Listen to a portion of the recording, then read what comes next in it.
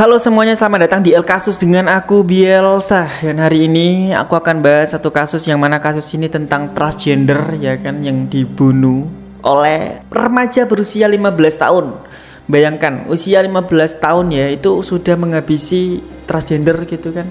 Dan ini terjadi ya sudah pasti bukan di Indonesia dong, ini ada di luar negeri gitu. Tapi kasusnya ini cukup menarik dan sangat panjang sebenarnya. Dan kalian juga harus dengerin ini sampai habis karena nanti di belakang akan ada plot twistnya gitu. Jadi ya nggak usah perlu basa-basi lagi, gimana kasus kronologi tentang Brianna Ghey, seorang transgender yang berusia 16 tahun yang dihabisi oleh dua pelaku yang juga masih di bawah umur. Berikut ini adalah kasusnya.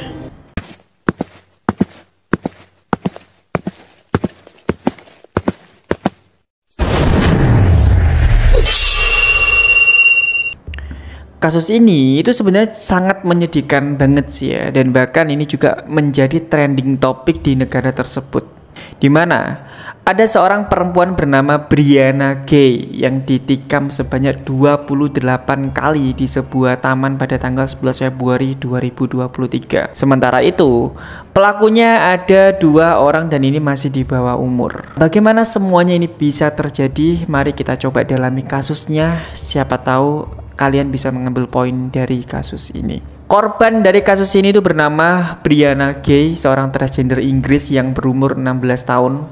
Dia itu menjadi korban dari dua orang yang masih di bawah umur bernama Scarlett Jenkinson dan juga Eddie Ratcliffe. Sebenarnya ya misalkan bahasa Inggris kalau do elek kayak coba bahasa Inggris aku. Kedua pelaku ini tuh masih berumur 15 tahun. Anjir, 15 tahun cok, gimana bisa mikir sampai sebrutal iku ngono kan. Aku nggak enak kepikiran loh, umur 15 tahun aku sih layangan ngono. Mereka berdua itu ditangkap dan didakwa di pengadilan mahkota Manchester pada tanggal 20 Desember 2023. Mereka dijatuhi hukuman penjara seumur hidup pada 2 Februari 2024. Namun berhubung umur mereka itu masih muda atau masih di bawah umur, akhirnya mereka itu akan dipenjara dengan minimal umur 22 tahun untuk Jenkinson dan 20 tahun untuk Ratcliffe. Ya, sebelum mereka memenuhi pembebasan bersyarat, pengadilan itu memutuskan pelanggaran itu karena mereka ini menghabisi transgender itu dengan sangat sadis, brutal, dan didasari dengan kebencian terhadap transgender tersebut. Bagaimana semua ini bisa terjadi? Apa yang menjadi latar belakang dalam kasus ini? Jadi jangan di skip video ini. Jadi kita coba kenalan dulu ya sama transgender yang bernama Brianna Ghey ini tuh. Dia itu lahir di Inggris 7 November 2006 dan meninggal dunia pada 11 Februari 2023. Ghey adalah seorang remaja yang didiagnosis dengan gangguan attention deficit hyperactivity dan autism. Koreksi kalau misalkan aku salah ya, ini tuh biasanya disebut sebagai ADHD yang bisa jadi karena faktor keturunan, genetik, atau gangguan mental lainnya.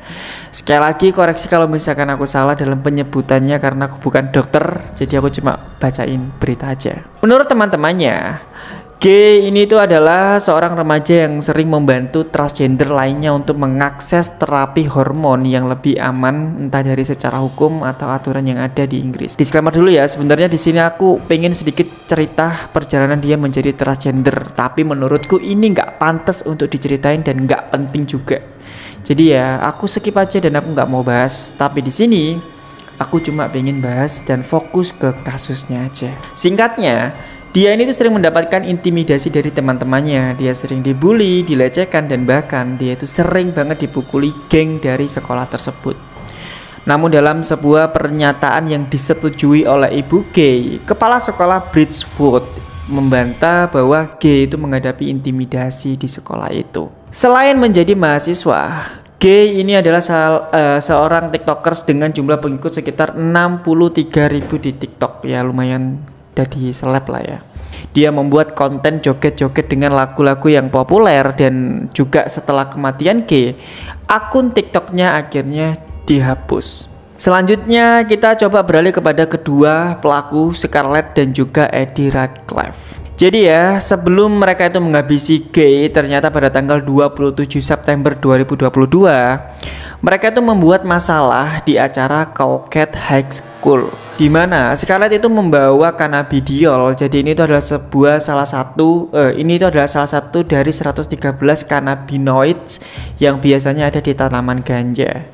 Sebenarnya aku pengen jelasin ini lebih panjang, tapi aku takut salah jelasin. Jadi ya intinya secara medis ini adalah sebuah obat untuk epilepsi atau berkaitan dengan kecemasan, kecanduan, dan berbagai penyakit lainnya. Buat kalian yang mungkin tahu silahkan dikoreksi dan tulis saja di komentar.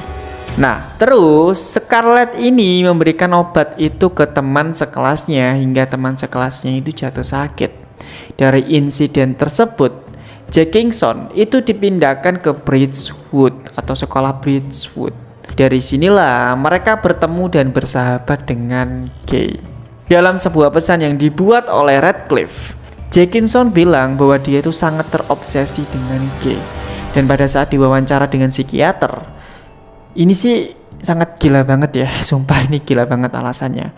Jenkinson itu bilang ya bahwa dia itu merasa kehilangan Gay sebagai teman, dan dia ingin membunuhnya agar dia terus bersamanya. Ini kan tolol banget pemikiran seperti ini. Sebelum pembunuhan, Jenkinson itu menampilkan daya tarik dengan beberapa pembunuh berantai yang ceritanya difilmkan atau dibuat dokumenter.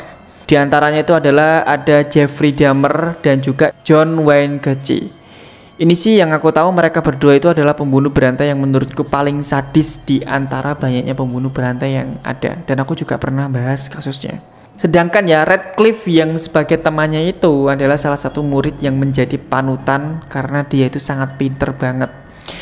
Intinya mereka berdua itu digambarkan sebagai murid yang sangat cerdas. Dan oh ya, sebelum ke pembunuhannya, jadi Radcliffe ini tuh ternyata mempunyai daya tarik mengkoleksi pisau, dan pisau yang digunakan untuk membunuh adalah salah satu pisau berburu yang dia koleksi. Sekarang pertanyaannya adalah, bagaimana cara mereka membunuh Gay? Jadi, pada tanggal 11 Februari 2023, Gay itu dikirimi pesan oleh Jenkinson. Dia itu disuruh untuk naik bis menuju perpustakaan Coquette, yaitu tepatnya sekitar pukul 12.45. Gay itu terlihat meninggalkan rumahnya dan Gay juga berpamitan kepada ibunya kalau dia mau bertemu dengan Jenkinson. Gay itu berjalan menuju stasiun kereta api Bridgewood. Dia itu naik bis sekitar pukul 1.38 siang, terus pukul 1.53 siang. Gay itu bertemu dengan Jenkinson dan temannya Eddie Radcliffe, yang mana Radcliffe ini baru pertama kali bertemu dengan Gay. Singkatnya, pukul 2.00 sore mereka itu terlihat di CCTV menuju Coquette Linear Park, dan ada beberapa saksi mata yang melihat mereka berjalan bersama-sama. Dari sinilah sebenarnya sudah mulai ada gelagat aneh dari Jenkinson dan juga Radcliffe. Karena Jenkinson itu sebelumnya ada dugaan berencana ingin menggunakan narkoba, tapi dugaan ini masih belum bisa dipastikan kebenarannya.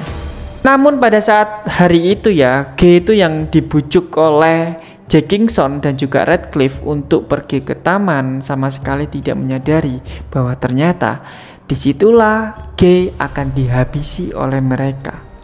Gay ditusuk pisau berburu sebanyak 28 kali pada saat siang hari.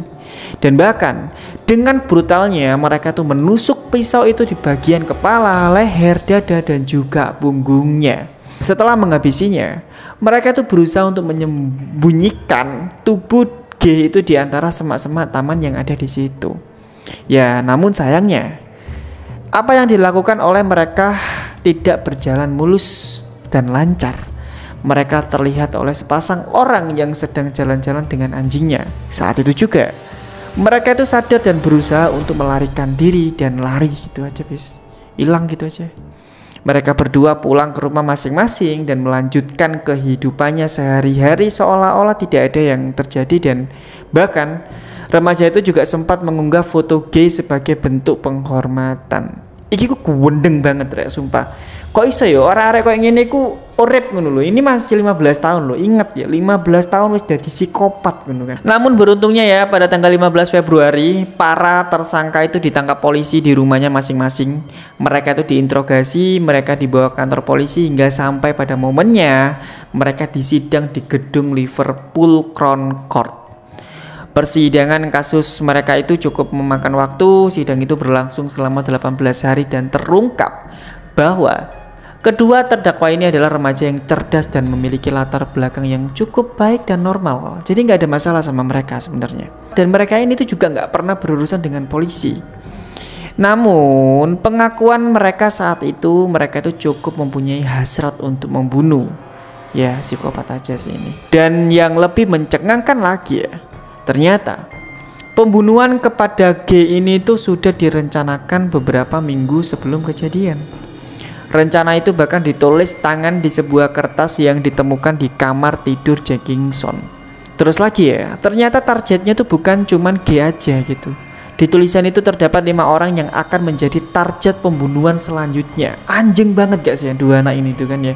Ini kan berarti kan kayak niat banget gitu, ingin menghabisi gitu. Terobsesinya itu pembunuhan itu bener-bener niat banget gitu. Dari kejadian ini semua ya, bener-bener meninggalkan luka yang paling mendalam terhadap keluarganya.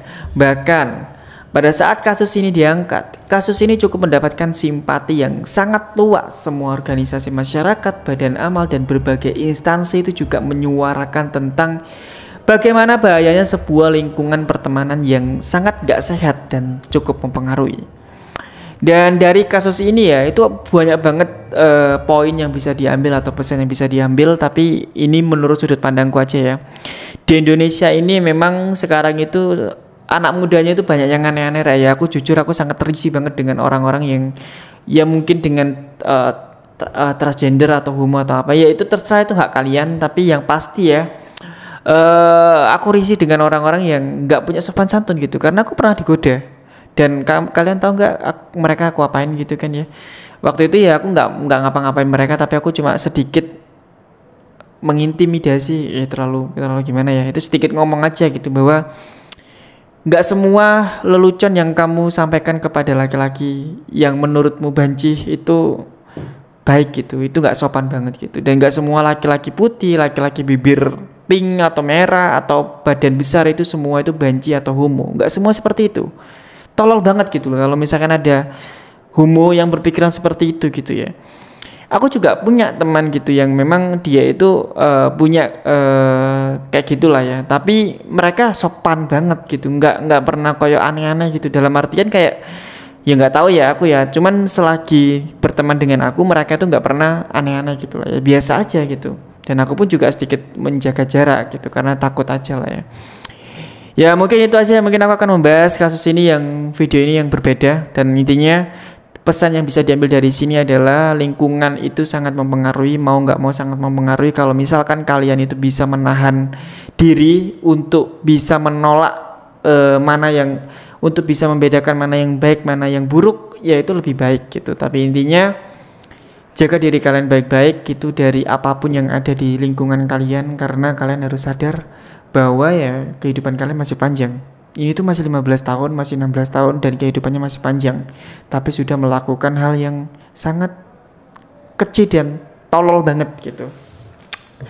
Ya mungkin itu aja ya. Sekali lagi terima kasih buat kalian sudah nonton kasus sampai habis. Maaf kalau misalkan ngomongku rada belibet, rada lemot karena otakku kadang rodok nge-lag gitu ya. Ya gimana lagi gitu, emang kayak gini ya orangnya gitu kan ya, nggak bisa terlalu kayak santai atau apa ya, ngomong cepet-cepet gini aja gitu. Semoga kalian ngerti dengan apa yang aku sampaikan. Semoga kalian masuk banget beritanya gitu, bisa tercerna dengan baik gitu. Amin. Sekali lagi terima kasih sudah nonton kasus dan sampai jumpa lagi di kasus selanjutnya. Bye bye.